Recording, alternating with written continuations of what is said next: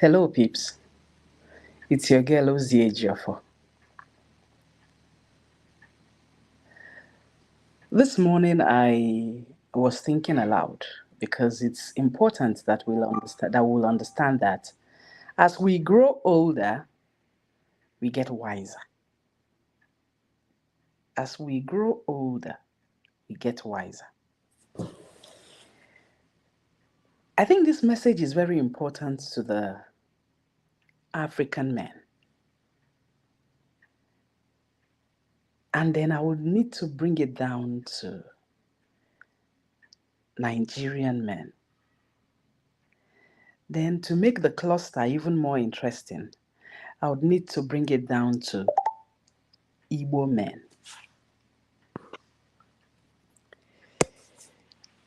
And that will make me speak this in Igbo so that it's better understood. But the long and short of the topic is, everybody, as created by God, is actually entitled to love anybody. That's the topic for this morning. Everybody is entitled to love anybody him or she deems fit for love. So now I would move slightly to Igbo. If you do not understand Igbo, please, I need you to follow through this page. Look for someone who will better translate what I am saying to you for easier understanding. Because what I'm about to say, if not well spelled out, may be misunderstood.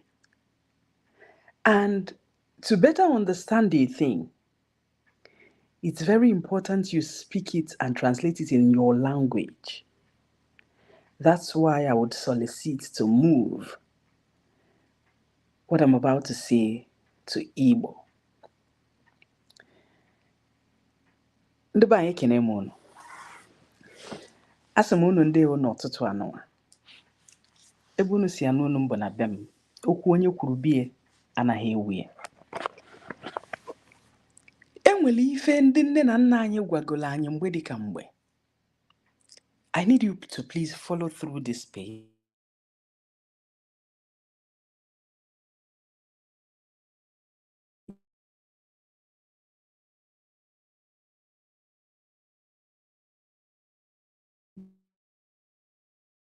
And share the page.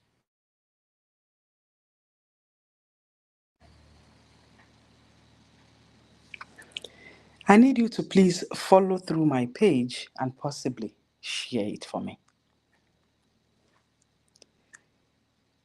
Enwere ihe ndị nne na nna anyị gwagolo anyị mgbe anyị na-eto. Ndigoro anyị mmụọ anyị che na otu afọ ka ife kwesịrị ịdị. Anyị na-eto na-afụ na ọbụ ọkụ otu a ka ife a kwesịrị ịdị o. Kama nọọ ka e wee gbanarị excesses nsue ka eji wee debe ya otu aha. Ọ dịzie ka a bylaw. Ifulu nkata ịfụnanya tolo ogologo. O tolo ogologo. Nkata n'ụtụtụ a bụ nkata na-agwa ụmụ nwoke. Na-agwakwazi ụmụ nwaanyị beta ọkacha ụmụ nwoke. Anyị tonitere na-anụ na nwaanyị ekwesịrị ịgba n'iro. Na nwaanyị kwesịrị ịfụsọ di ya n'anya. Na nwaanyị kwesịrị ọnụba di ofu kọsụ ọfụma na di ya, nke bụ eziokwu.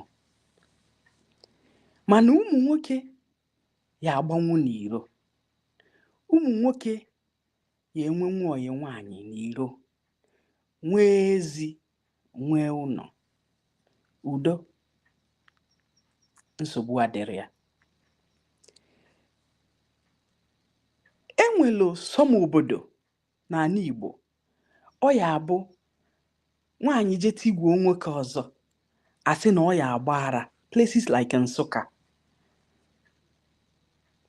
Ị na-ajụ onwe gị, ịnọkọtanugo nọdụ a na jụọ onwe gị, indeed nwaanyị ntị gwuru nwoke ọzọ n'obodo a eziokwu na ha na-agba ara? Otu o si dị gboo ka ọ kasị wee dị kịta. Ndị nna anyị ha mere ka anyị malụ na ọ bụrụ na nwaanyị gbaa n'iro na ọ na-emebiri di ya ife, mana nwoke ya na-agba n'iro ọ bụrụ alafia.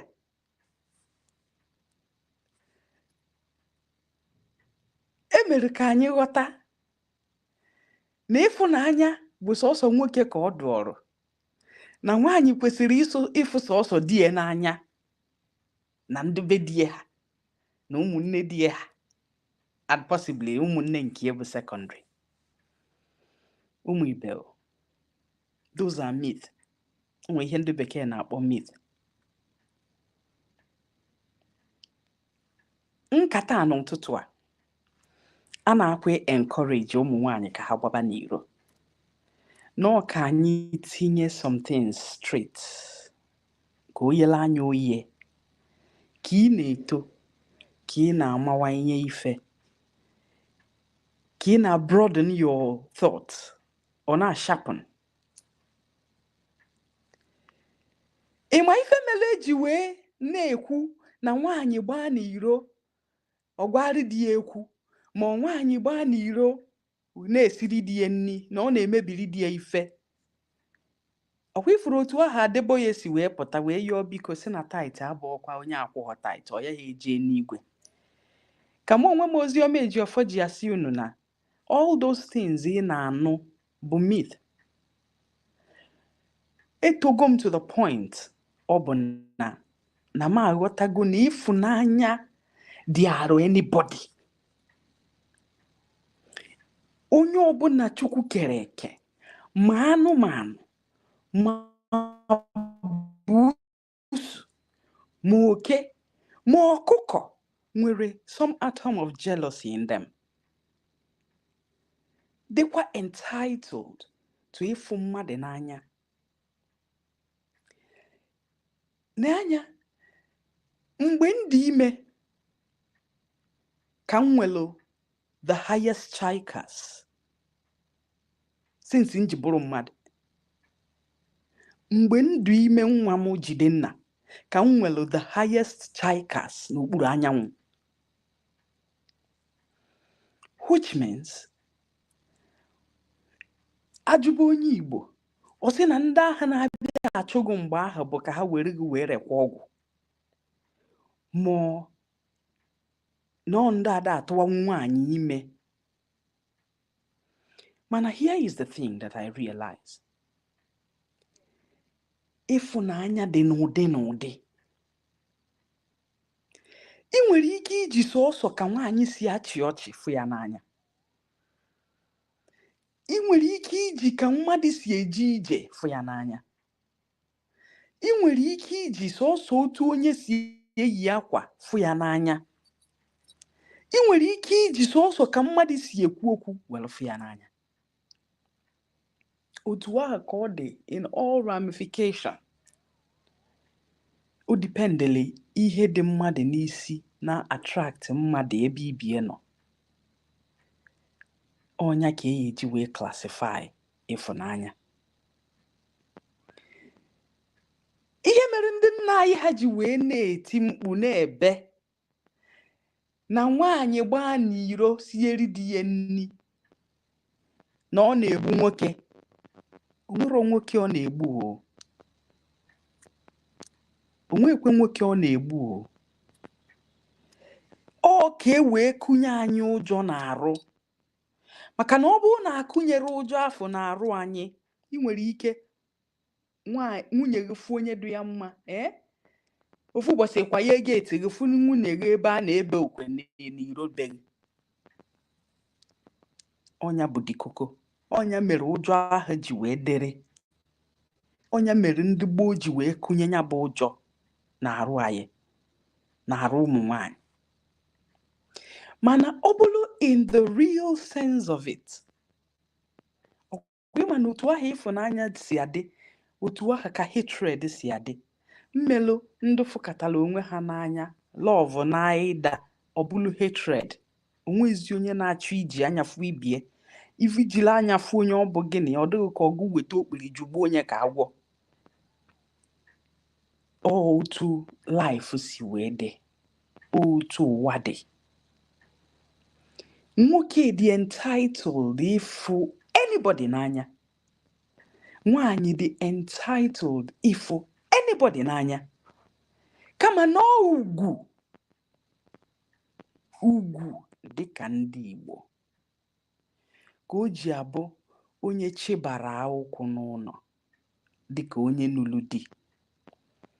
Ọkwa ịbarụ di ya ugwu, ọkwa ịbarụ ndị be di ya ugwu, ọkwa ịbarụ onwe ya ugwu. O mechinete anya n'ife dị mma.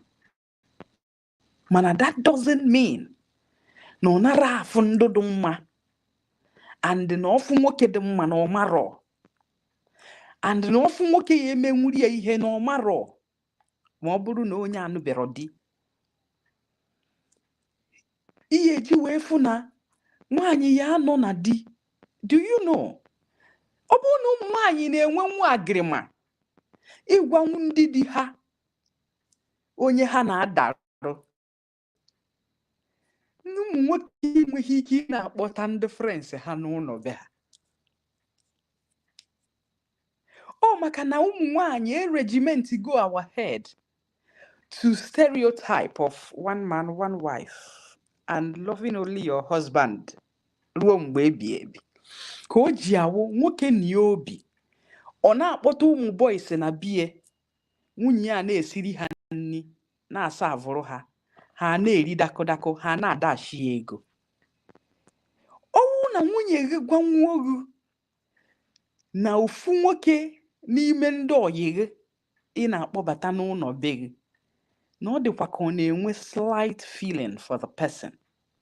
Biko akpọbatazi na onye a n'ụlọ, achọghịzi m ị na-afụ ya. Nwoke ahụ ya na-eche na ya bụ nwaanyị dara iberibe. But you would not know now that woman is as truthful as anything, and all the rare to come by. Or the very rare to come by. Nwaanyị ịgbacha nwụrụ ọnụ si die, oyi nwoke a akpọbatazi na ebe a. I think I'm having feelings for that guy. I'm just telling you the truth about life. Me onye na-eme ụmụ nwoke whilst your girlfriend is bringing her friend to come and see you. Gị na your girlfriend nwee nsogbu, her friend aghọ baby nurse, na-afịa gị aka n'isi na-asị gị sorry. Before you know what's happening, ibido love the friend to your girlfriend or the friend to your wife. If you're not guarding yourself properly, you end up marrying your wife's girlfriend or your wife's bestie. That is to tell you how love diversifies.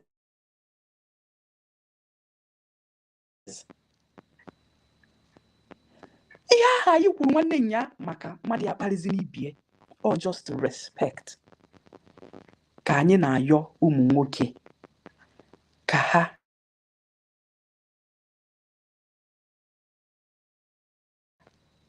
oyi nwunye ha ma oyi di ha. A lot of people will not even appreciate these words this morning. I see somebody who say crazy talk. Mana ọ bụ na ịma na nwunye gị dị entitled to even love herself, and therefore na o nwere ike love anybody. Ọ bụrụ maka na ị nụrụ ya, ijiri nwayọ na-enye nwaanyị udo n'ụlọ. Ihe ji nwayọọ na-enye nwaanyị udo n'ụlọ. Nwaanyị nye gị udo, ịgba mbọ nye ya udo. If a woman gives you peace, please try to give her peace.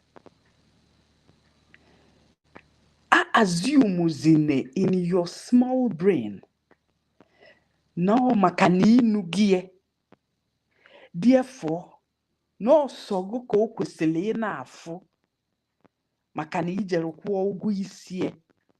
So gị nwa ya agbanwu n'iro with ease. Mana nyanwa adị ode entitled if anybody ọfụlụ n'anya except gị nwa. Ihe anọghị agba ekperichi. Ọ bụrụ gị nwa ji data ụdọ. Onye ji ụdọ ahụ bụ nwaanyị. Ọ chọọ ịkwanyere gị ugwu ruo mgbe ebighị ebi, ọ kwanyere gị ugwu ahụ ruo mgbe ebighị ebi. Ọ chọọ ị na-ebe okwe n'iro, ọ na-ebegbu okwe mma n'iro. Ị na-eje DNA, ị na-anụ kepu na ntị, ị na-anụ ụrịa danda na nwunye gị na-agba n'iro maka gịnị mebi ị nọrọ nso, ọ na ide eje na dume ọfụma, ọ na ide emie mma, ọ na ide enye udo. Anybody nye nwuru anị ya udo around her, ọsọkwa ya bụrụ gate man, ọ na-etigwu ya. That is to tell you na everybody nọ n'ụwa dị entitled to ịfụnanya. Mana na nwaanyị ji aka ya kwa ịkpọrọ onwe ya ugwu, zipuo up, tụtụrụ nya bụ key, tụị na mmam, should not give you the privilege ifilo na maka na ikwu gị ugwu isie n'ọsọ ka ọ ya na-afọ. Ofu onye ọzọ maka Chukwu 5 minutes nwaanyị nwere as small space na o jere afịa nata or na o jere school run nata, ọ chọọ itigwo 10 men at the same time, o tigwo ha ncha peace udo, o tigwo ha ncha ozigbo. So do not constantly assume that this myth of na nwaanyị gbaa n'iro na ọ na-emebiri di ya ihe, onwe ihe ọ na-emebiri di ya, ugwu ka m si gwa unu. Ugwu na ụjọ ndị gboo tiri anyị na-arụ ka eji wee na-emie one man one wife. Ifuzie nwaanyị ọnọdụ ahụli nweje, mee ka ọ dazọgbu arụrụ, mee ka o nwere ihe na-eme na ndụ ya, ọ na o nwere ihe na-eme na nkọrọ ya. Ihe na-eme ma ọ chọọ ka ihe mebe na nụrụ nso, ma ọ chọrọ ka ihe mebe. So inweta nwaanyị dị loyal, ijiri nwayọọ ije na-ekperu Maria, na-ejupụta na gracia, na-atụli mma gị enu. Inweta nwaanyị nyere gị udo defọrọ gị arụ, gba mbọ mebere ya ihe ka nwunye gị, ka ọ yiri nwaanyị, ka ọ dịkwa otu ahụ. Do not try to push them. Do not try to rub shit on their faces.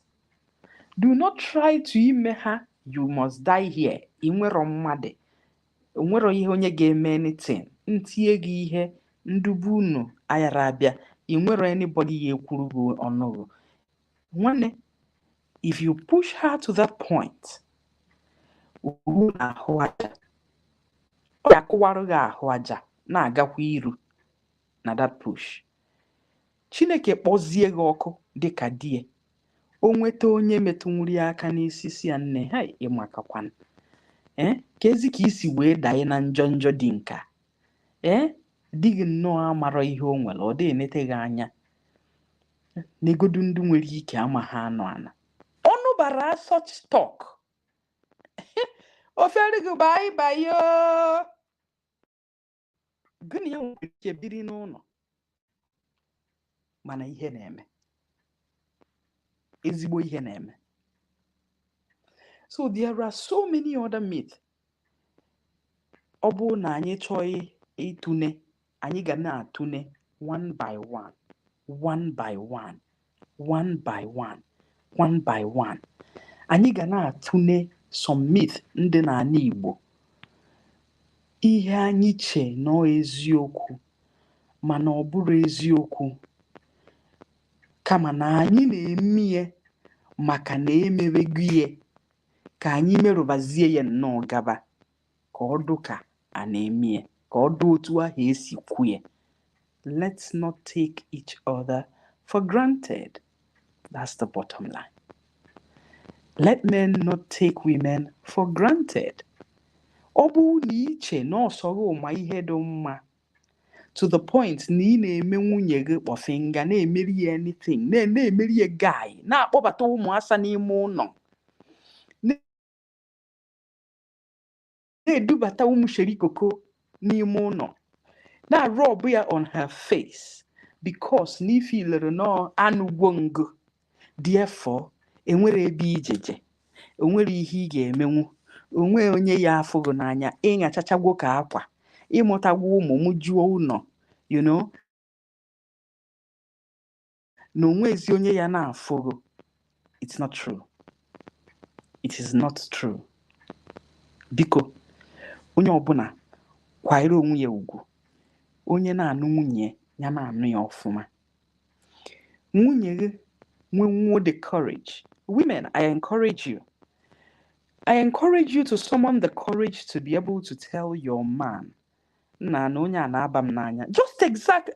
Amara m how the relationship is for di na nwunye ahụ. But ọ bụ na unu bụ that kind of friend na-akpanwe ezigbo nkata that you can talk naughty and be really naughty. Wepụta the ashawo vibes. Isi ya na onye anụnwa bụkwa na my spec. Akpọtazi na onye a ebe a before mmadụ eme handball. Jokingly, I tell you the truth, men will save themselves some very funny things. Ihe a na-ekwu kịta bụ maka a lot of men who are surprised to see na ha rapụrụ nwunye ha and immediately ha rapụrụ nwunye ha. Now, the girl anụọ di ọzọ. Now, the girl enweta oyi nwoke ọzọ. Ha na-anụ kepu na nwunye ha nụrụ anụ na ya na onye ọzọ na-ayị. Then they begin to assume na mgbe ọ na-anụ the girl na-ayị the person. It's not true. It's not true.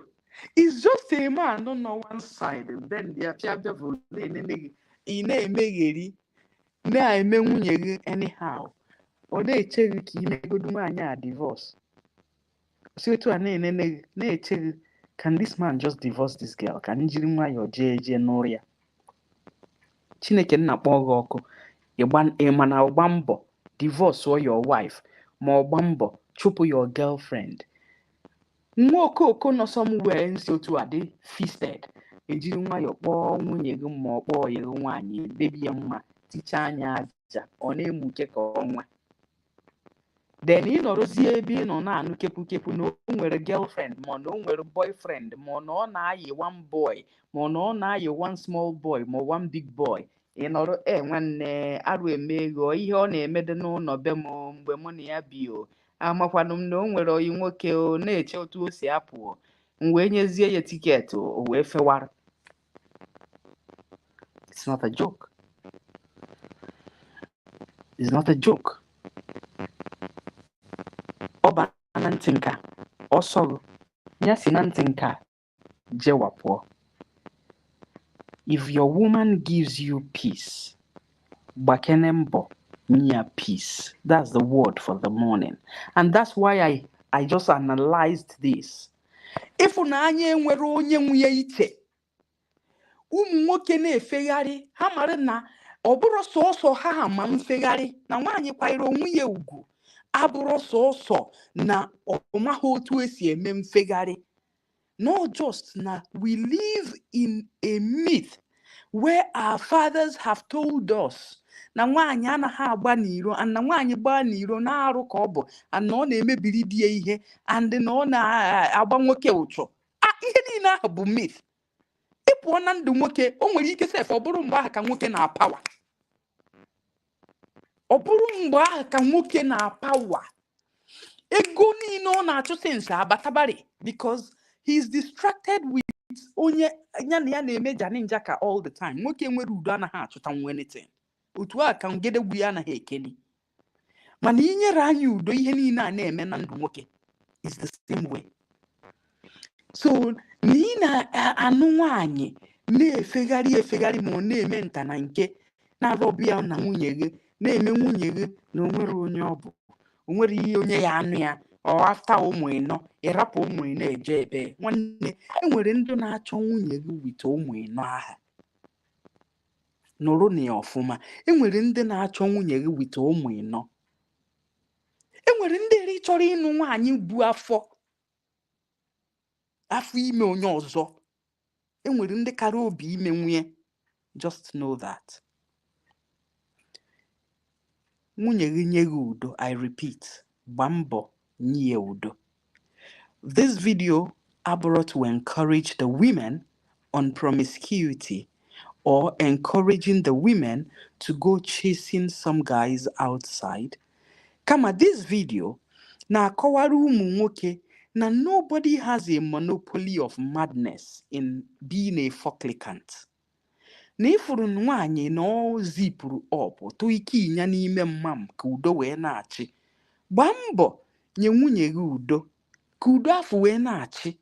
Ọ bụrụ maka na obi ya kpọrọ nkụ ka okwute bụ na ọ mara ife bụ lọvụ, na ọsọ gị nwe lọvụ, na ọsọ gị ka ọ ya enye. Ọ bụrụ eziokwu. Otu lọvụ onye ọzọ nụrụ di ebe ọzọ, lọvụ onye ọzọ nụrụ di ebe ọzọ na-ejewa ejewa. Ị na-anụ na nwunye gị na onye ọzọ na-eme enyi. O nwere ihe ọ bụla ị ga-eme nwe ịfụnanya bụ ịfụnanya. O jewarugo bụ na o jewarugo.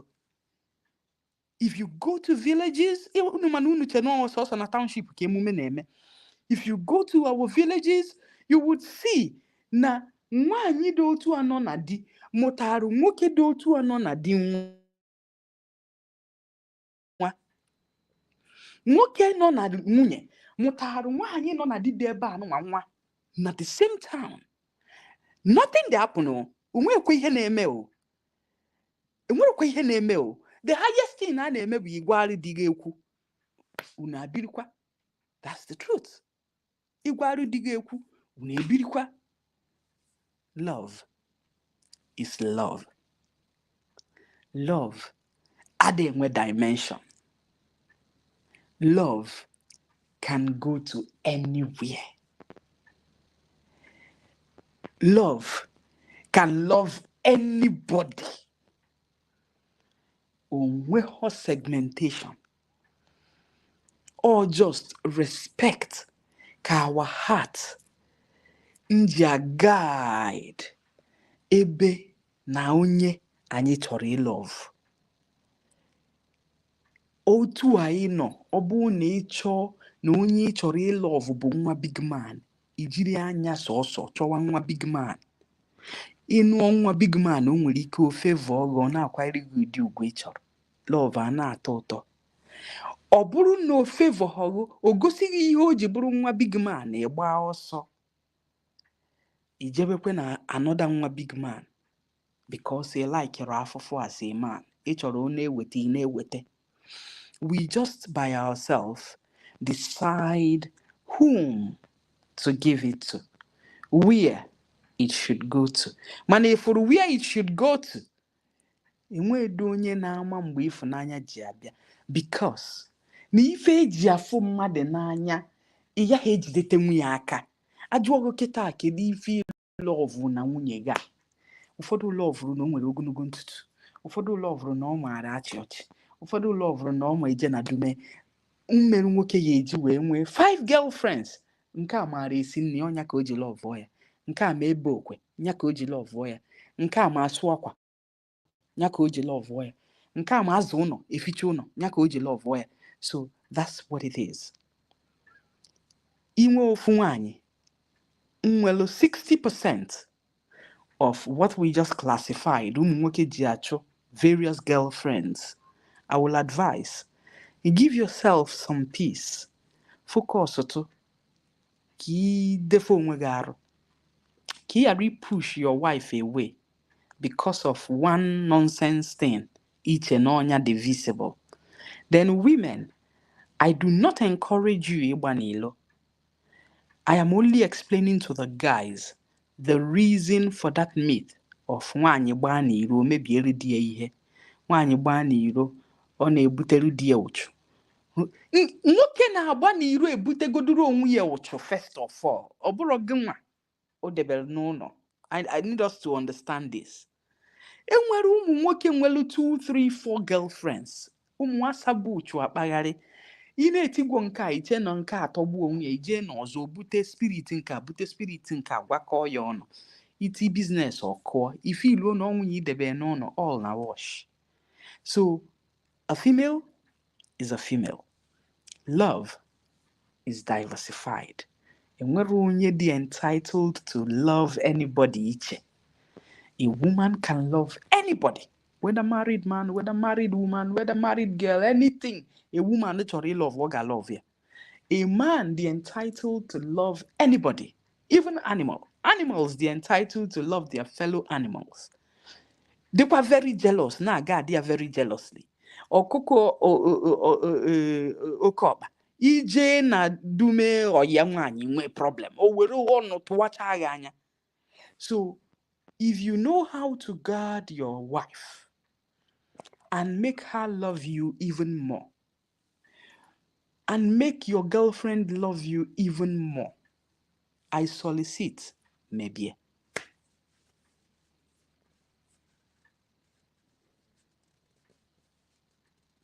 Maybe. If you are only 60%, defo nwo enjoy it. Ibanye kene munu, afọ mbụ ozi ejiofor. I repeat, the reason ụmụ nwanyị nji wee dị boxed to loving one man bụ na ọ bụ na ịdị obele brain anya na aga adịghị ya with okwu ndị gboo. Ị nwere ike pụta n'iro ifu nwoke ọzọ ka ọ na-eje na dume nwunye gị in your home. Onya bụ the thing. Because ụmụ nwanyị bụ extremists. Ihe ọbụla ha chọrọ ime ịfụnanya buru ha nwanyị ọ na-emegheri emegheri. That's why that myth has continued. Ọ bụrụ na omume ihe na enwere ihe na-eme nwe ihe na-eme ịfụnanya bụ ịfụnanya ebe ọ sọrọ ya ka ọ na-eje.